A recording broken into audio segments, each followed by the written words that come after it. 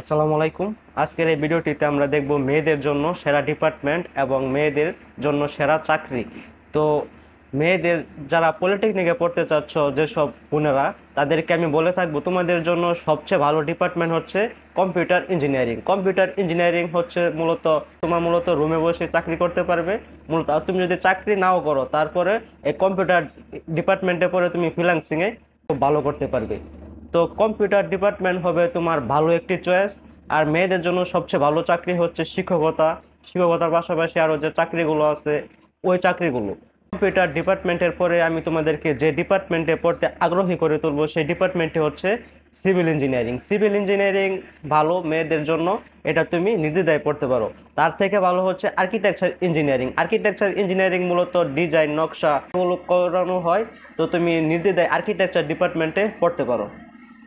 তো তোমরা যারা এসএসসি পরীক্ষা শেষ করেছো, তোমাদের রেজাল্ট দেবে 7ই মে। তো 7ই মে রেজাল্ট দেওয়ার পর তোমরা কোথায় ভর্তি হবে এবং কোন ডিপার্টমেন্টে ভর্তি হবে, তো আমি তোমাদেরকে বলবো বর্তমানে যুগোপযোগী শিক্ষা হচ্ছে কারিগরি শিক্ষা। যদি তুমি কারিগরি শিক্ষায় পড়ো, তাহলে তোমাকে বেকার থাকতে হবে না। কারিগরি শিক্ষা হচ্ছে বেকার মুক্ত শিক্ষা। তো তোমরা অবশ্যই কারিগরি শিক্ষা পড়ে থাকবে।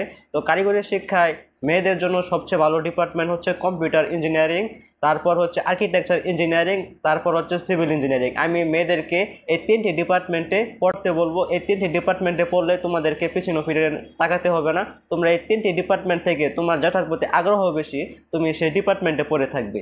তো পরবর্তীতে তোমরা কী ধরনের ভিডিও পেতে চাও তা অবশ্যই কমেন্ট বক্সে জানাবে। তো আজকের মতো বিদায় নিচ্ছি।